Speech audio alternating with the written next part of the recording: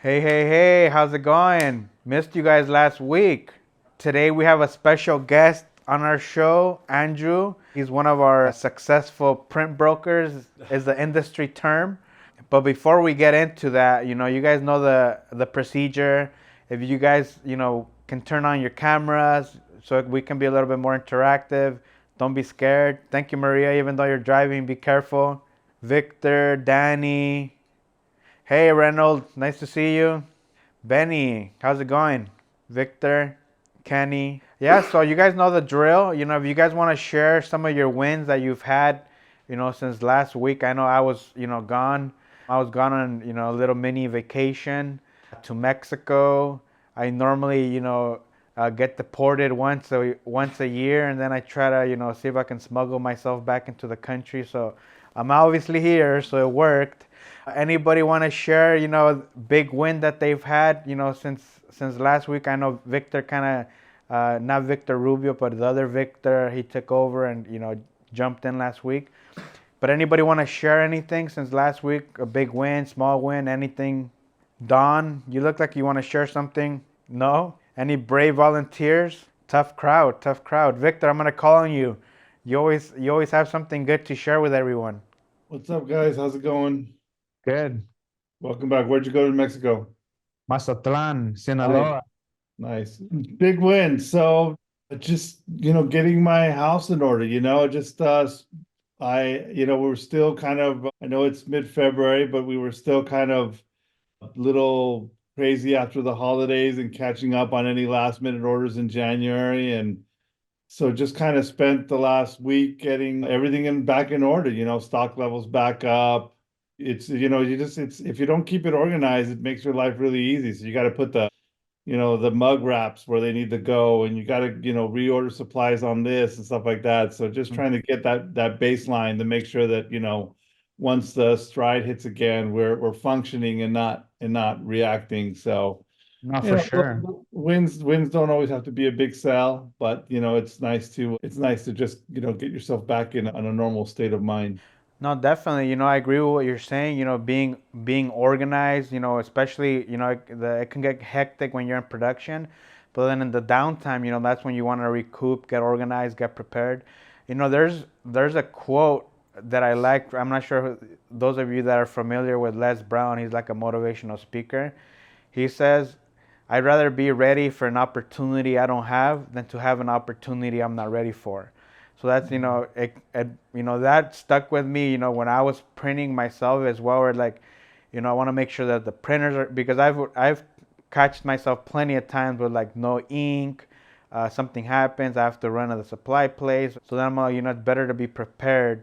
So then when something does come, you're ready for that. Yeah, you don't want to get caught with your, pants down, so to speak, when the middle of a big order. Mm-hmm. Yeah. For sure. Thanks, Victor, for sharing that. Benny, anything you want to share? No, I mean, I didn't have anything major, just keeping things on stock, a couple of one-offs, but nothing major.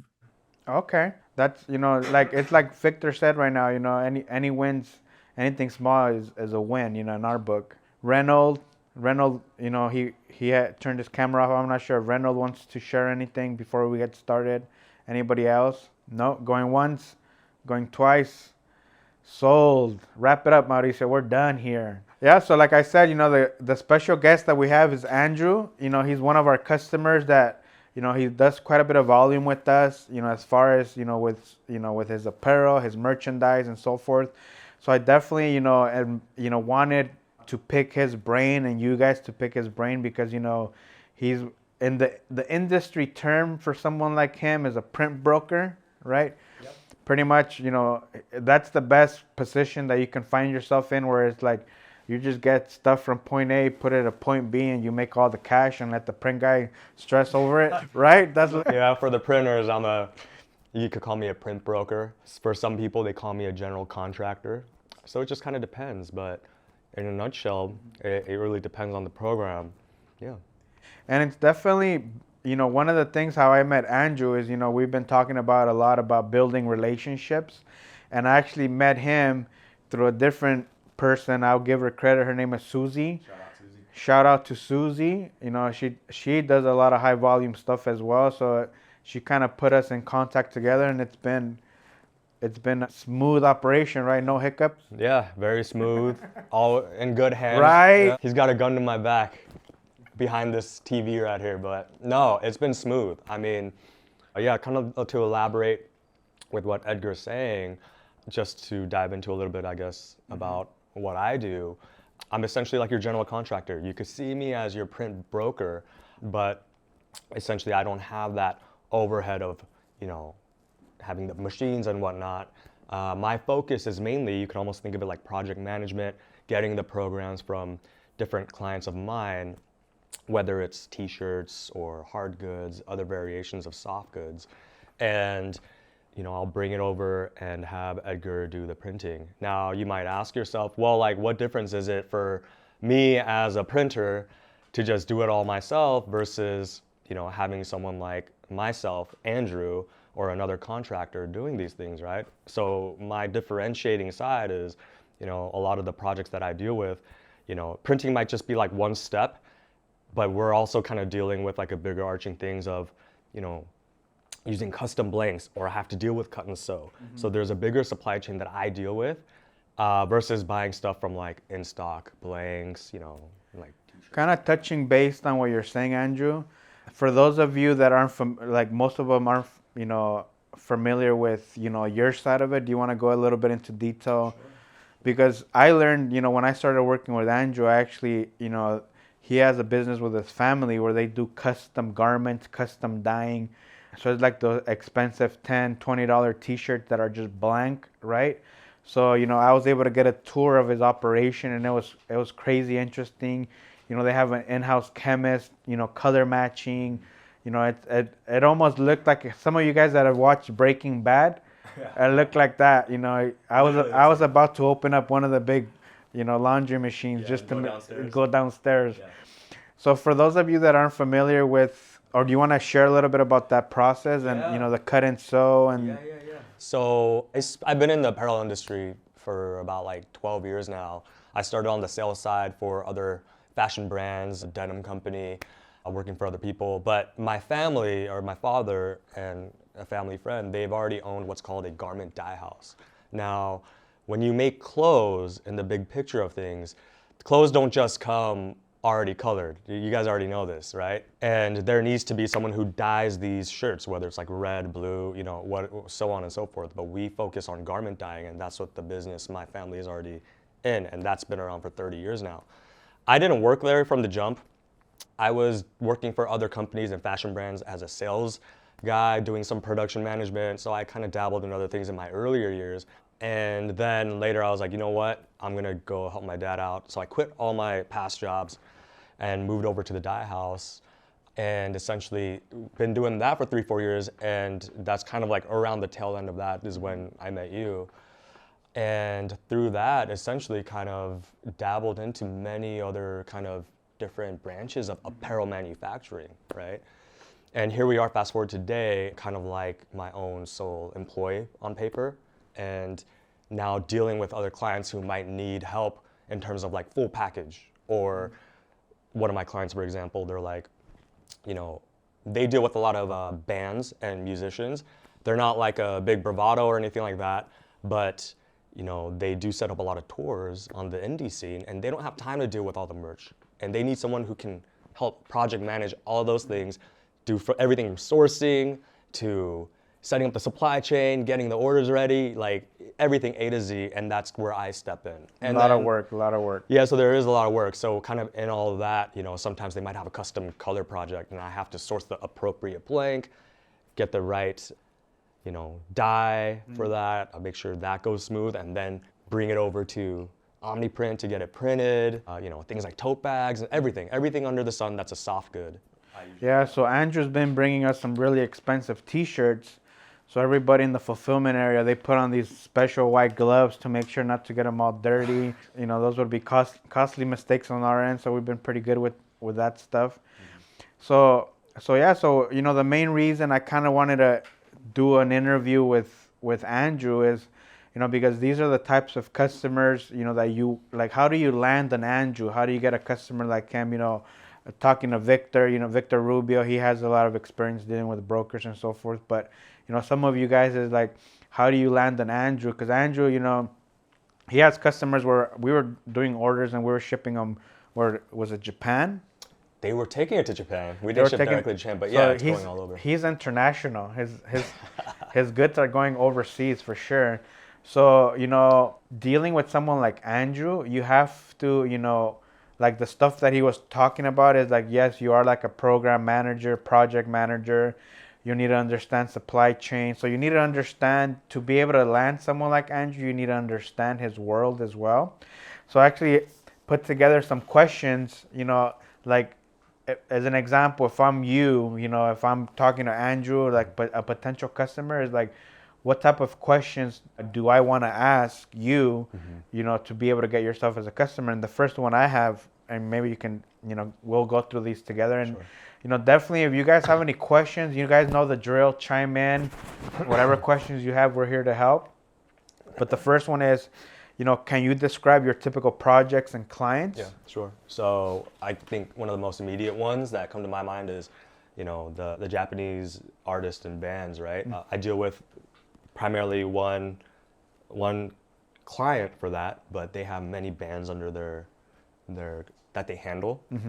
And a lot of the goods that we produce are obviously soft goods, so t-shirts, long sleeve tote bags, hats, but mostly every soft good that you can think of. But I'd say like 80% of the business is t-shirts. Okay. Yeah.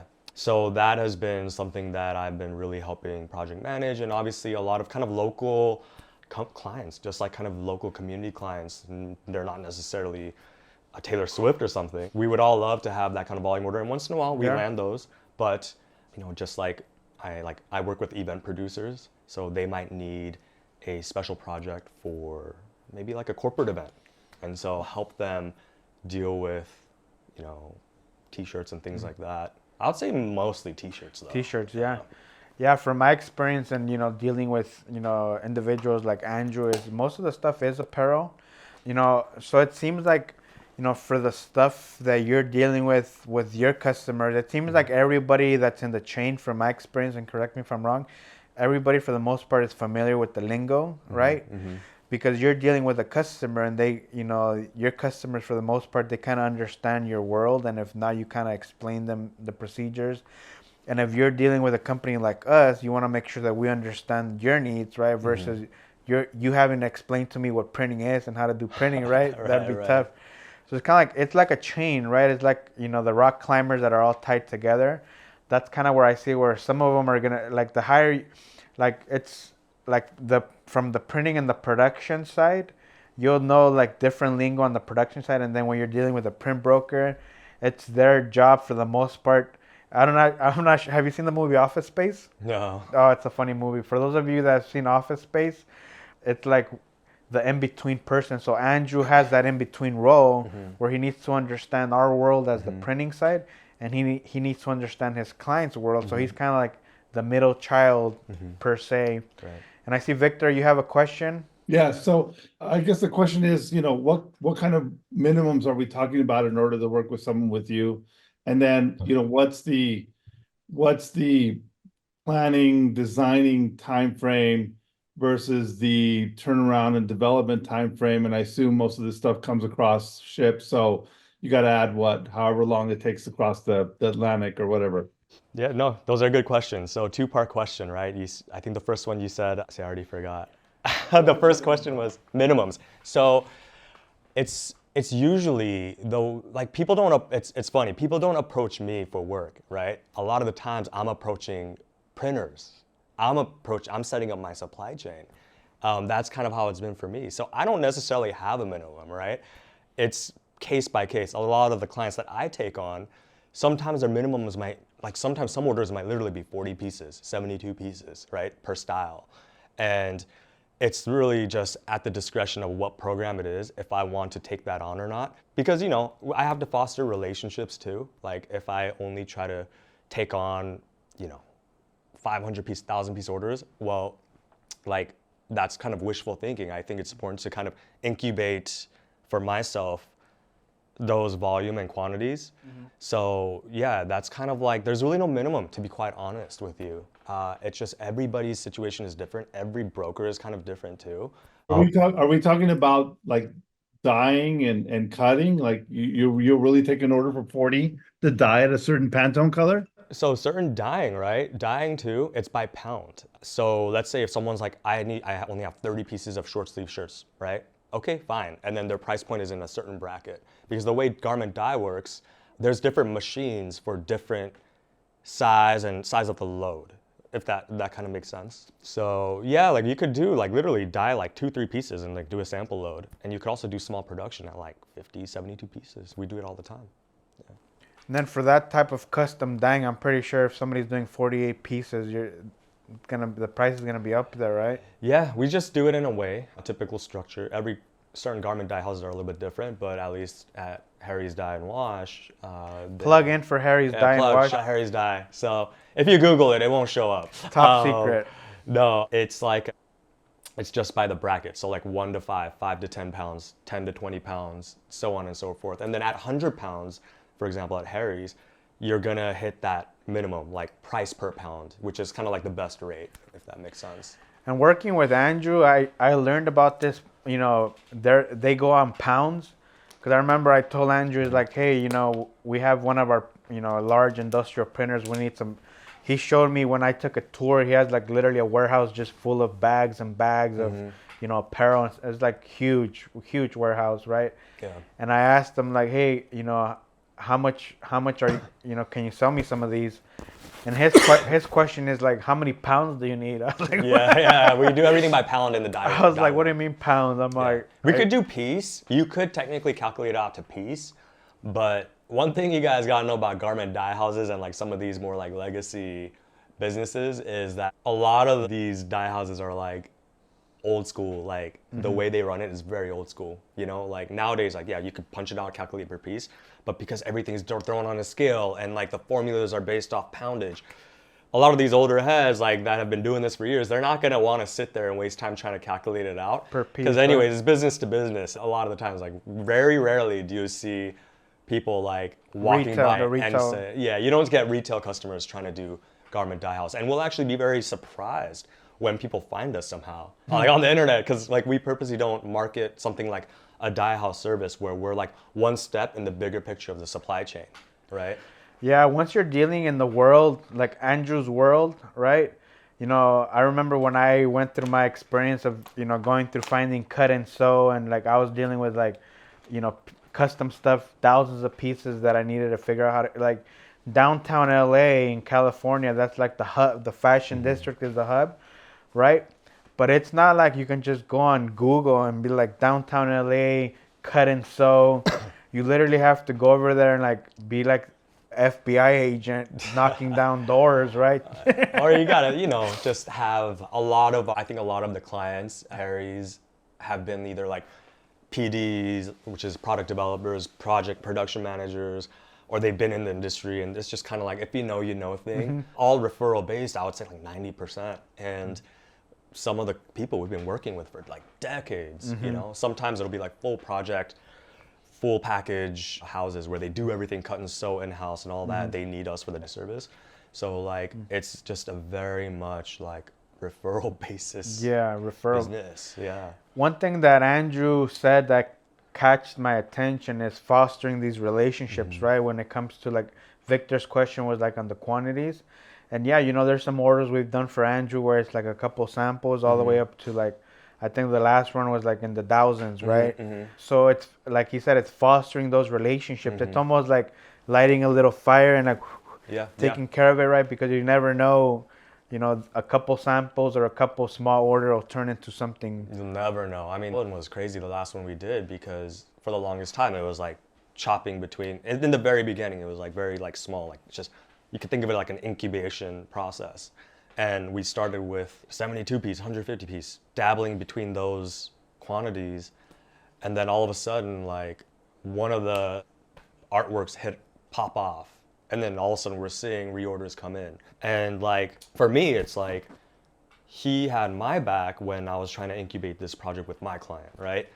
And so kind of like paying respect to that as well. It's like once these volumes go up, it's like we all grow together. And yeah, like if I get a 2,000 piece project, of course I could at the end of the day be like, I want to go to a screen printer and like cut the margin down. But it's like, why would I do that to what? Like, like I think we're all like in this together. At least that's how I operate. I think I like to revolve myself around good people. So, I think it's important we all do this together, Yeah, and like Andrew was saying is that, fostering those relationships, because my motto was like I would always turn my single piece t-shirt orders the same as like when Coca-Cola or Uber would order from me. It's like, no, everybody gets the same customer service, same production time. So, it's, makes it, because you never know. Like I've shared in the past, I've done a couple of piece orders, and before you know it, there's like pallets of merchandise just rolling in. And Benny, you have your hand up? Yeah, I did, but I guess I don't know. I guess my question is kind of complex in regards it. to. Shoot Well, it. well, I don't know. It depends on who, how you interpret it. You see, I'm trying to figure out. Okay, so you're basically a print broker. Where do you also talk to other manufacturers? Because I know different manufacturers have different MOQs and the types of fabric. You can either sell them by pound or by the footage or the meters, or It is very complex. Like while you're thinking on that, it is very complex because every vendor, right, so to speak. So we have our supply chain. There's like the fabric guy, the knitter, I'm literally doing a program where I'm like making a blank PFD program, and I'm going through that right now, right? For those of us that aren't familiar, can you first explain what Benny said, the MOQ? What does that mean for those of you that... So MOQ is a minimum order quantity, Right. What are the minimums? And then the PD Is a shirt that's called prepared for dye. So let's say you guys have a customer who's like, I don't know, like a sorority, and they're like, this is like our color, or like maybe like a sports team. Let's say like your local football team comes around and like, hey, we're doing like the Dodger blue.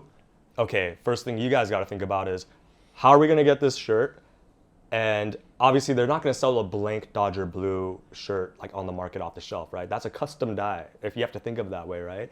If you're going matchy. And in order to do that, you got to get a blank shirt that you can dye, send it to the dyer.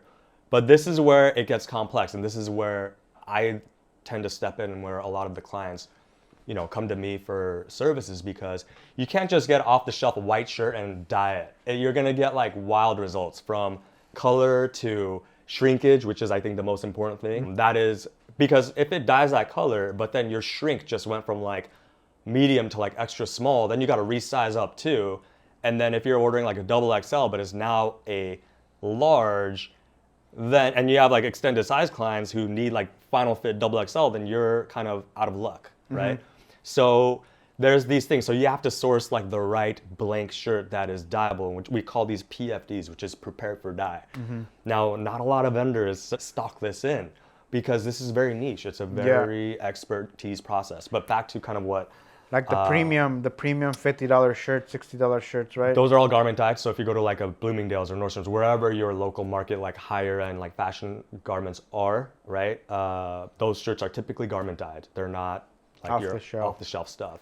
And there are PFD solutions now. So I'm doing a program for a client of mine, and I'm going through everything like that, right? So Benny, to answer your question, it is very complex. Like I have to source the yarn. The way they rate the pricing on that, different than the knitter, right? Different from the cutting and sewer. So it does take a lot of experience, and you have to have it's literally, for us, it's literally on Excel spreadsheets, and we have everything kind of dialed where it's like, okay, like depending on what the supply chain is, who the supplier is, it converts like the formulation for me. So you have to be able to cost it to that per piece rate.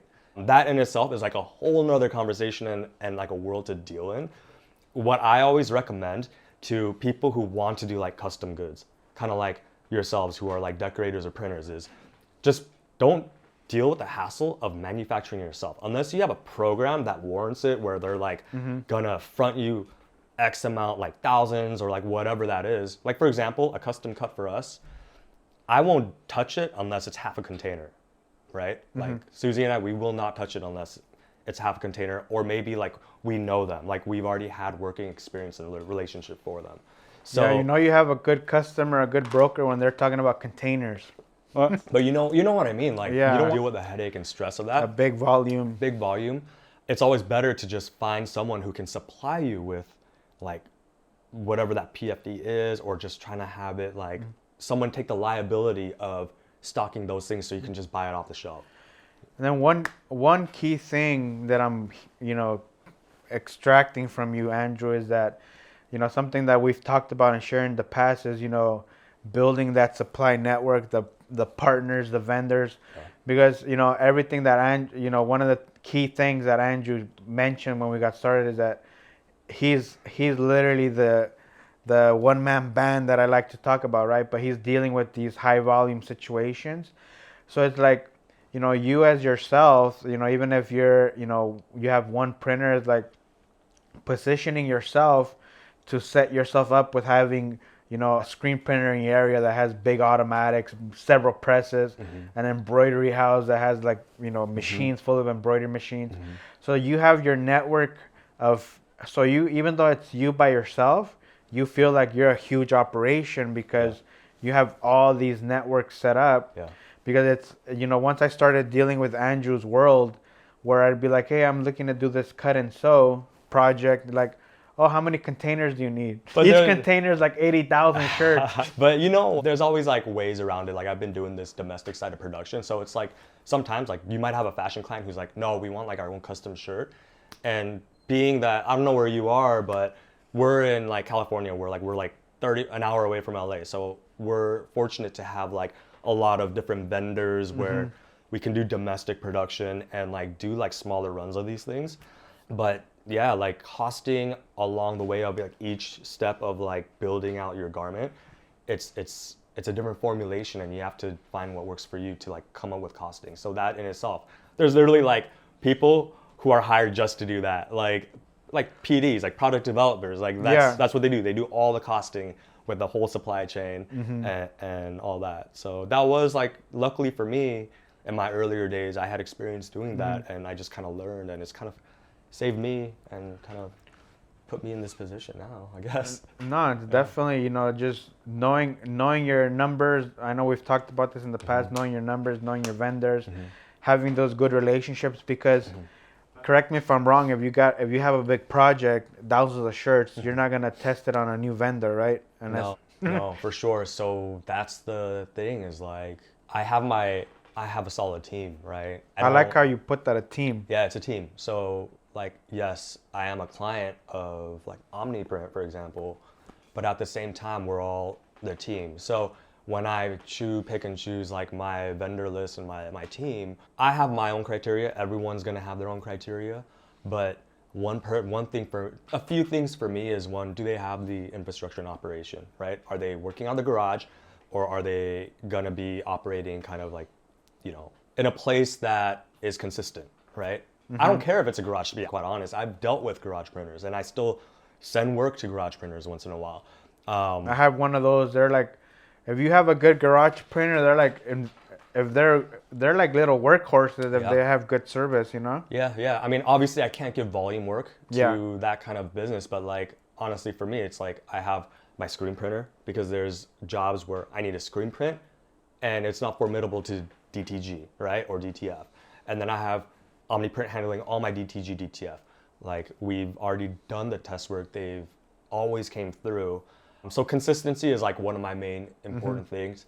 And obviously number two is, are they accountable? Like, do they understand my world as well? Like, can we have that communication? Because you'll actually be surprised where some vendors just are really bad at communicating. And it's just like it's common, right? It's very common. And I have my end client, and if they're on my back and I can't get answers or like get updates on deliveries, then we have a big issue. So that's another thing. Because I was literally talking to Alma. She's not on here with us today. Those of you that are familiar with Alma, I was having a chat with her, and she was asking me if I knew somebody that does all over sublimation, right, for hoodies. And she shared with me, she's like, hey, I found someone, it seems like they're good, But every time I call, I get their voicemail. Nobody's getting back to me. But I'm all like, hey, if they're not picking up the phone and it goes to a voicemail and it's not even a professional one, like, Yeah. cut it out. Yeah. Because I was also talking to another customer, yesterday. He was super excited. He's a veteran. He's potentially gonna land a big account, and he called me. He wanted, my advice and my feedback to him, because he wanted to go through a sampling process. Luckily, he has an upper advantage because his customer actually is another veteran, and they actually were in war together. Oh, nice. Yeah. So I'm like, well, he's your war buddy right there, so that's a leg up. But I told him, starting, because he was gonna go through this, process of putting together all these samples and this and that, right? So I told him, before you start spinning your wheels, key thing to ask your customer is like, what price point are you looking for? Yeah. Because I told him you can spend all day, like, his thing is he wanted polos, right? And he's like, yeah, but my customer likes quality. I'm all like, some people might think a $10 polo is quality, and some of them would want a $100 polo, right? So I'm all like, get the details from your customer to save you all that. Because I'm assuming that's the process that you have, right? Yeah, it's all costing exercise, honestly, at the end of the day. So even for me, like, in the lens of like my end client, when I deal with my clients, right? So I pretty much lay it out to them. It's like, okay, we have like aside from artwork, right, in the big picture of things, like, let's say they want a shirt with a print, and I try to get an idea of like, I get an idea of what their program is. So if I know this is like, they're trying to target a $35 shirt at a concert, they're not going to be able to do like a premium blank with a custom die with a screen print or like a DTG hit. Like, there's going to be no way, or there's no margin for anybody, right? Even if they cut me out and they did it themselves, it would be very, very difficult. So I get an idea of that sense as broker or a contractor myself. Now, there's two ways we go about it. Is like, okay, do they want to go premium? And I coach them, or I explain to them like, this is kind of the price points that we need to be in for like, like your $35 tee versus like your $55, $60 stuff. And then from there, we make the determination, are we going to go with this or that blank? Just kind of like the day one type of things that you guys probably already know. But at the end of the day, like, I've done these costing exercises, and I know like, okay, I know with DTG, I'm going to be in this ballpark. And that's important for me. And the great thing about DTG and DTF is like, it's not like screen printing where the volume and then like the number of hits will determine a price.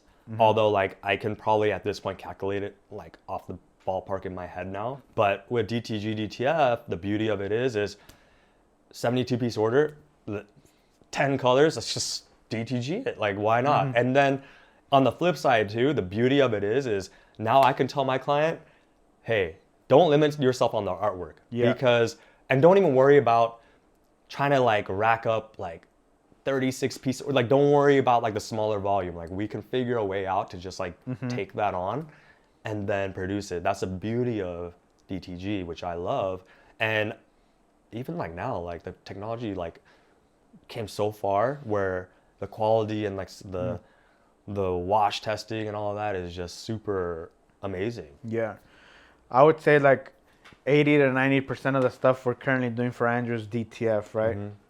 Yeah, certain artworks, I think DTF is great because the color pops. And then certain stuff, I might actually specifically request DTG where I want like a little less pop and like less of like the sheen. You want the softer. More softer, or like a little more kind of like closer to like that screen printing. So it just kind of depends on the artwork. But huge advantage having the DTG and DTF. Yeah, for sure. Benny, did you recall the other part of your question? No, that was pretty much, because it does get really complex, when it goes into that field. But I get the gist of it, Yeah, were you thinking of like trying to like make your own shirts, or like did you have clients that wanted it, or? Well, yeah, that's a whole different soap opera that we could talk about. Okay. Because creating something unique to you and the brand, that's one thing, because then maybe I could talk to you. I don't know, but yeah. So I middleman him, so I'm his broker. yeah. You want to get to him, you have to talk to me. So There's a finder's fee. Don't worry about There's it. a finder's, yeah. you know what's actually though, to hit that point, you're like, you want to kind of differentiate, like provide a more custom solution. That's where garment dyeing is a huge advantage, right? Because now let's say you have a Corporate corporate client. Let's say, I don't know, like Facebook. Okay, Facebook. Facebook has their own blue. Like every client, big company has their Pantone that they need to be, like their brand kit, their brand deck, right? You guys all know this. So they might say, we want to do our company shirts in this Facebook blue. You can't use off the shelf, Nope. but you can partner up and you can have your supply chain and your own resource and network, like having your garment dyer, having the supplier for those blank tees in the PFD state, where you know it's reliable, you can trust the consistency, and now you just add it to your own offering. Like, we can do custom color of Facebook shirts and like, you know, whatever that volume is, right? Yeah. That's And the I beauty of it. always tell people, like, when you're starting out and you're like, it's important you yourself as a printer to have your own branded merch, your own apparel, your own t-shirts, right? So you want to wear what you sell. So I think I was talking to, I forgot who I was talking to. I'm like, once you're building these relationships, even with the screen printer, be like, order, if their minimum is 24 shirts, order 24 shirts for yourself, right? See what their process is, their customer, before you even order from them, and like, did they pick up their phone? Do they have a website? Hey, you know, I'm in your area. Do you mind if I swing by and take a look at your shop? Yeah. You know, then when you feel comfortable, it's like, hey, can I order this for you? Even like custom dyeing, right? Hey, you know, 24 pieces. Yeah. Because once you have confidence in that person and that company, you can, like Andrew was saying, you add it to the menu of the stuff that you offer, and just being able to have something structured like what Andrew has, you can literally target, like, you know, when I used to deal with Coca-Cola, they're like so picky on the red, right? Yeah. Facebook, they had some crazy stuff that I used to do for them. Google, same thing, you know, with their colors. So just being able to have all these resources to work with these corporate companies. Yeah.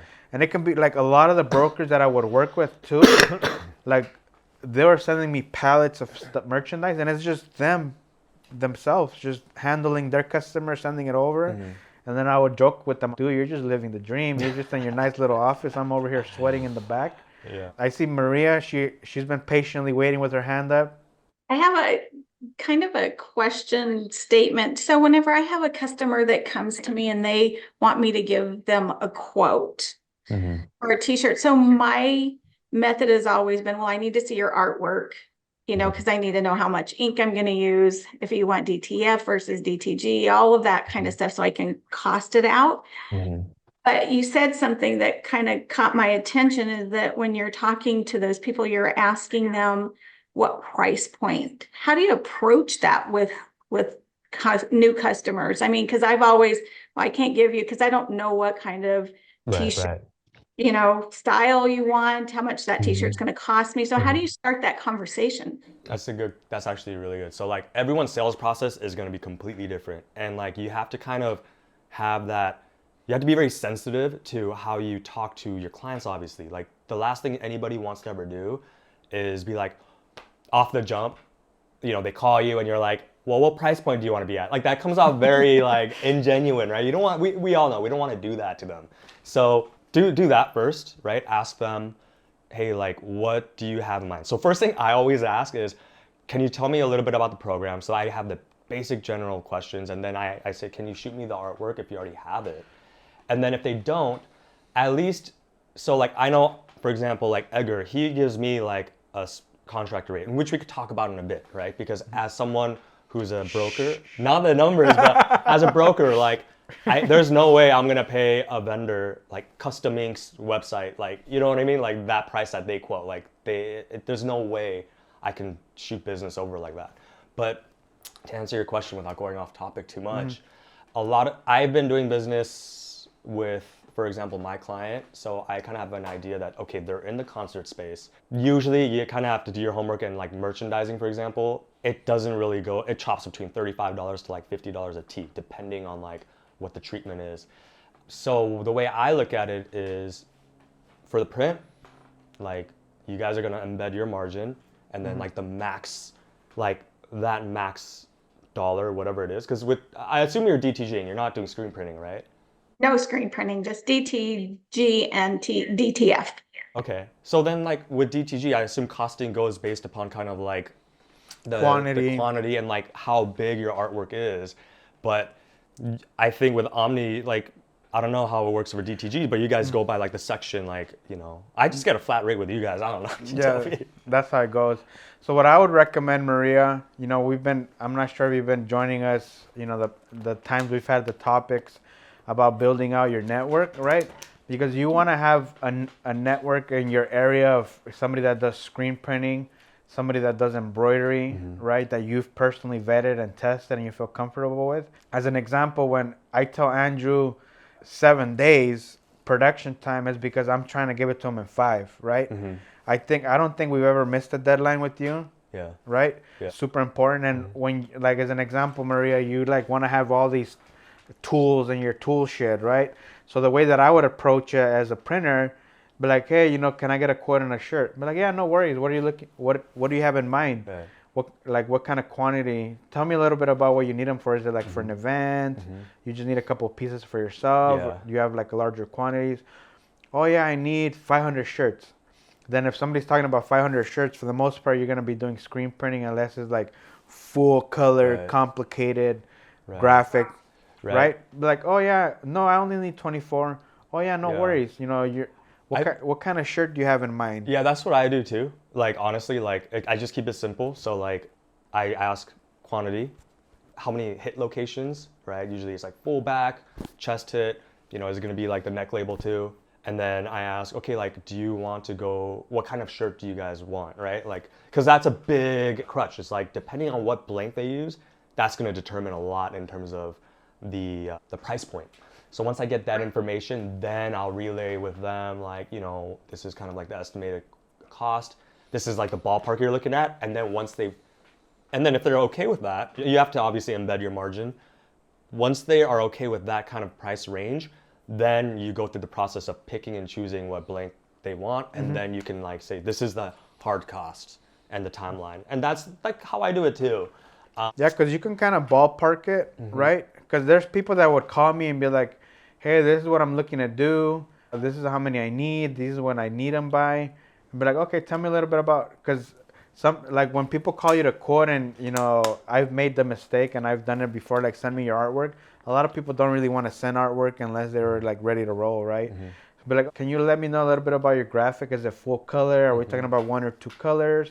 What locations are you looking at? And then for the most part, you have your price list, right? That's super important. You know, I've personally had a price list for embroidery, screen printing, direct to garment. So, you know, I used to do a lot of marketing specifically for print brokers. So when they call, like you're doing marketing for like an agent, like let's say an agency. I remember I was working with an agency that they had the contract with Pizza Hut. I'm not sure if there's Pizza Huts in your area, but I used to do a lot of printing for Pizza Hut. And I went through an agency and they would call, oh, what's your price? Yeah. Right? Yeah. Straight out the bat. What's your price? Be like, oh, tell me a little bit about your. Andrew was saying his program, right? I would say, tell me a little bit about what you want to do. Right. What quantity? When do you need them? Tell me a little bit about your graphic. Yeah. Because I already had my price list. I already was structured with like, you know, if I need 24 shirts, full color. Oh yeah, no worries. You're gonna be about $10. You're gonna be about $20. Starting off at around $20 depending on the quality of shirt you want. Tell me a little bit more. Do you want like a basic shirt? Are you talking about something more premium? Yeah, more premium. Okay, you're gonna be about $25 ballpark. But you know, it depends on the client too. Because if I get someone who in the industry, I'm not gonna like, I could just be very upfront and be like, all right, like what's the target range? Yeah, if you're dealing with somebody in the industry, it's like cut and dry. Yeah, like, very cut and dry. Like it's all comes down to costing and numbers, so I don't have to like try to go through like be as sensitive because like they're in the industry. But if they're like someone who they're like not in the industry of apparel manufacturing, then we go through that process of what Edgar kind of mentioned. So I don't know if that really answered your question or gave you like a what type of customer are you dealing with? Are you dealing with more like retail customers, or are they reselling the apparel? Yeah. No, it's usually for like local companies. And one of the reasons I ask that is because I do have a customer that I've been working with, and I printed some samples up for him, and he wants to start his own website selling his brand. And I'm hoping I didn't scare him off. He wants to be really involved, so that's why he was going towards DTF. So all I was gonna have to do was just print it, not apply it or anything, because he wants to do that. But You're just gonna print the transfer. I'm gonna print the transfer, and that's pretty much it. But then he saw what we did with DTG, and so I did a sample t-shirt for him, and he loved it. And then whenever he asked me, well, what are we looking at in price? And I just gave him my general, you know, Which zero was to what? 20 shirts, you know, with front, left chest and back, $19, Including the blank or just the print itself? including the blank. Okay. So you're sourcing and gonna do print too? Okay. Yeah, $19 is a good price, right? Because if you're dealing, but based on what I'm hearing, he wants to have, one is for his company that he wanted that type of shirt, and the other thing is for his brand. He wants to do like a print on demand type setup.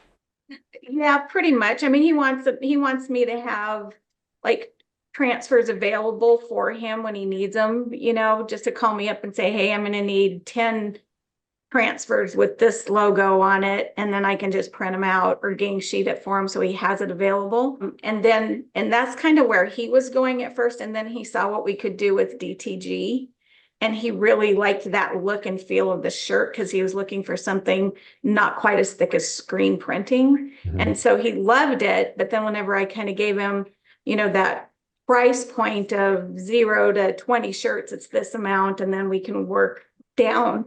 But I guess that's kind of where I need to work on. If I'm going to be his source, what price range do I want to be in? You know, and then that's what I when you said that, I'm like, he was the first one I thought about, because it was like, okay, do I need to ask him, what price point do you want to be in? I have my piece, so you could go first. Yeah. You go The ahead. way that I would approach it, and I'm literally dealing with that, you know, with several brokers as well, right? So that's two parts. One is print on demand. You're printing directly on the fabric, you know, on the t-shirts, right? And then the other one is supplying them with films, right? So we've talked about it before, is like knowing your price point, like knowing the value that you bring to the customer, right? And my biggest thing is, don't let a customer set your process, right? Because if you have 10 customers and each customer you have to treat them differently, it's not gonna happen, right?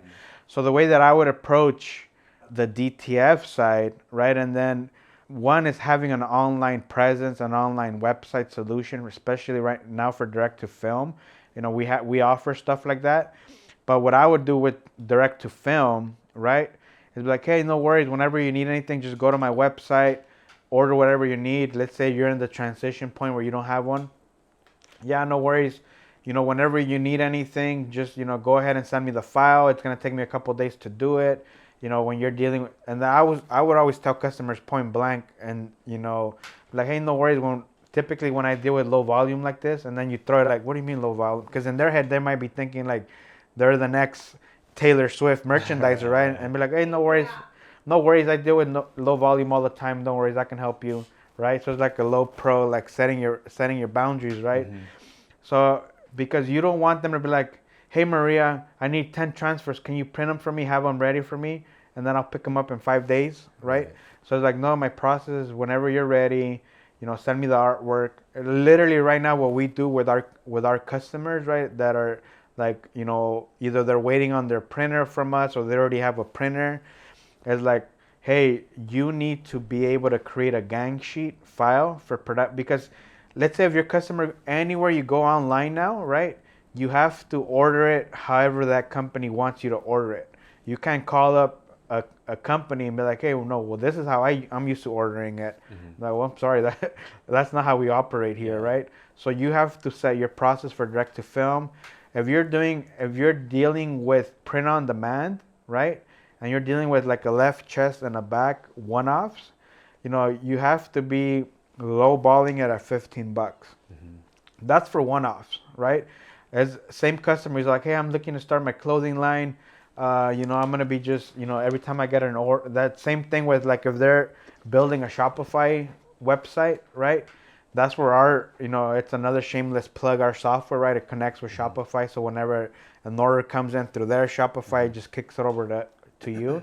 But like, let's say if you don't have anything and you're like in a transition point, right? they'll be like, yeah, whenever, two ways for that. Be like, hey, I can get access to your Shopify so then I can process your orders.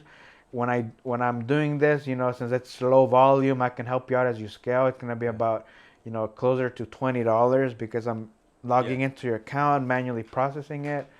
So I would put my own inefficiencies on the customer, right? Like if I don't have a website or anything, be like, hey, since you're doing low volume and I can help you by doing it this way, right? Then that's a way to approach it two ways. But the main thing, Maria, is have your set process for each thing, have your set pricing, know what your value is. I literally talked to a customer. It's funny. I literally talked to a customer. They're based out of Europe. They're expanding it to the U.S. They do like millions of dollars worth of stuff on a yearly basis, right? And they're like, I'll say the pricing, right?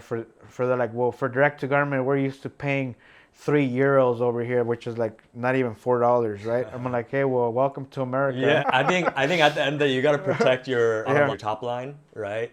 And then there's like the retail customer, kind of like who you're dealing with, like trying to start their brand and stuff. Like we deal with it all the time in the industry. They're like, they want to sample, you know, they're trying to get their feet started, like me too. So there's like this balance of knowing kind of like your market rate in your region and at your discretion, you know, like, do you want to take these things on and like keep your machine going? But at the end of the day, you have to kind of respect your own time and like, am I at least gonna not, as long as you don't lose money, like you just don't want to lose money, right? Right. Things like samples, like, you know, as long as you don't lose money, like that could incubate something. But I think everyone's goal as a printer or any manufacturer is to always be running at full cap. Like you don't want that machine not running during your hours of operation, right? So figure out what that number is, have like a hard number and then stick to that and like just create the process of like that structure. Because that's what I do for my general contracting and that's what the dye house does too. We have the bottom line. We have, depending on what kind of clientele it is, we'll kind of like negotiate in a certain way. You hit this point very well. It's funny because it came up more than once this week about knowing your own value. Yep. Because at the end of the day, you're a business. You need to make money because, you know, I've caught myself in the trap where it's like, you know, you don't want to just print to print, right? Because at the end of the day, like you break even, it's like, man, this is the same as just staying home watching TV doing nothing. Yeah. I literally I spent a whole month grinding it out. Yeah. I could have just stayed home watching Netflix, right? Have your structure, you know, and like kind of stick to that, and then it'll kind of take care of it. You're setting up boundaries and rules for yourself. I think that's very important. And then you could decide at the discretion of like if you want to kind of discount or whatnot, you know, that's up to you. And you want to have your pricing, Maria, set up assuming you're in a warehouse office, assuming you're the employee printing it, assuming you want to have a marketing and R&D budget. And that. So you have to take in these orders because you don't want to make a mistake like, oh, I'm printing from my house. It's $1 in ink. I'm just going to charge $1.50. It's like, no, it's like assume that you're in your goal is to be in a fulfillment retail location. Yeah. Price it assuming you have staff doing it. Mm-hmm. You have a sales guy, administration. You want a marketing money budget. Yeah. So it's like take an order. And I remember we had Rudy on a couple of weeks ago. He's like every order that he takes, he allocates certain percentage of that order for like even maintenance for his printer, right? That is a legit thing, you know? And like the client who's trying to like, especially if they're starting, like everyone is in a different financial situation. Yep. But at the end of the day, whether they pay $20 for their shirt and like, you know, versus like 15 and like, are they going to go through the time and hassle to drive away to a competitor like an hour away, depending where you are, right? So it just kind of just fostering that relationship because if you've done it and then they love it, like if I know like Edgar is killing it, like, am I gonna trip over, like, do I wanna like, you know, sacrifice my relationship? Like, I think that is kind of also like one of the balancing factors too, so. And one thing that we're gonna wrap up now, Mauricio's already showing me the hangman sign. Like, I went by quick. One thing that I would add, Maria, and I've talked about it in the past, it's kind of like, I remember for me, like, it's like having a rat maze, right? It's like when you put a rat in the maze, you know what options it has, right? Yeah. So it's like when you know everything like that we've discussed, you know, like from cut and sew to custom dyeing to screen printing, embroidery, direct to film, direct to garment, right? So when a customer be like, hey Maria, well I can do it for $10, it's like, put the rat in the box, and like, no, he's not gonna be able to get nothing for $10, right? Or maybe he might find somebody that's gonna, you know, just print to print and not make money, right? Yeah. We see it all the time with the dye houses too. They'll like take work, charge like, I don't know, like they'll put a crazy cheap price to take on their POs and work. And what's ironic enough is those clients will come back to us and be like, we didn't get our goods on time, or like blah, blah, blah, all these issues.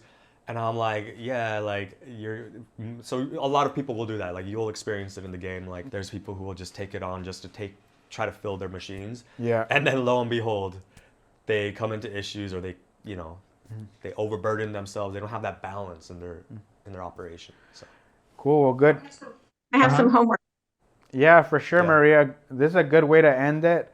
You know, I definitely want a big shout out to Andrew, Harry's Dye House. Harry's Dye and Wash. Dye If you and Google Wash. it, it'll come out as a car wash, but we're not. Benny, 10% markup if you need to get to Andrew. Yeah. Other than that, I appreciate you guys joining. You know, hopefully we brought you guys some value. You know, and then we'll see you. One last thing you want to add?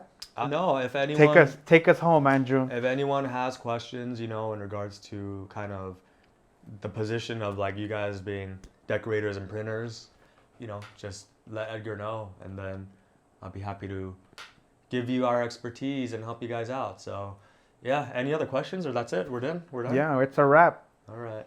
Bring in our cookies and Coke, Mauricio. All right, you guys have a good one. All right, guys. See you guys. Bye.